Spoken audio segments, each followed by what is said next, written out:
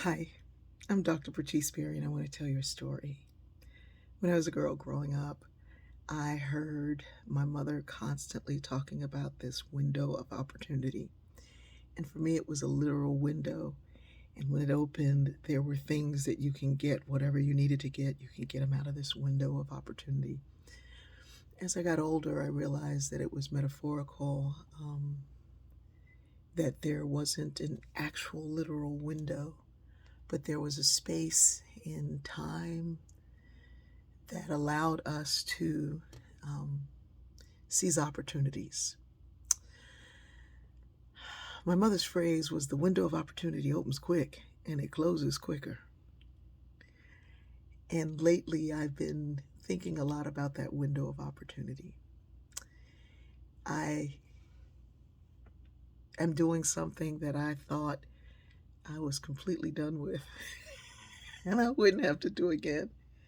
I can't tell you how many hours I spent sitting in a car waiting for kids to be picked up, to drop off, to get out of class, to get out of an activity, to get out of a music lesson, to get out of a friend's house, to get out. So I have sat in the car longer than I've slept in a bed. And those parents who have been dropping off and picking up and doing, you know exactly what I'm talking about. Fatima didn't drive when she was in college. I drove her to college and waited. And I knew when she was getting out, so I'd go. And that window of opportunity, you got to go when it's the right time to go and leave. So I'm back doing that with my granddaughter. And her school is quite a ways from here. And as she likes to say every morning, the school is far, far. And I say, do you want to go to the close, close school? No, I love my school. Okay, well, we're going far, far. If I leave in the time that it takes me to get there, which is about 30 minutes, if I leave 30 minutes before, um, I'm going to be late because 30 minutes before I need to be there is the time when everyone else seems to need to be somewhere as well. And so the traffic is completely backed up. If I leave 45 minutes, I'm going to get right at the end and she's going to be rushing, and the teachers are like, come on, kid, it's time for school. Because there's still a great deal of traffic. But if I leave like an hour and 5 minutes before, we're going to be early. We're going to be sitting and waiting.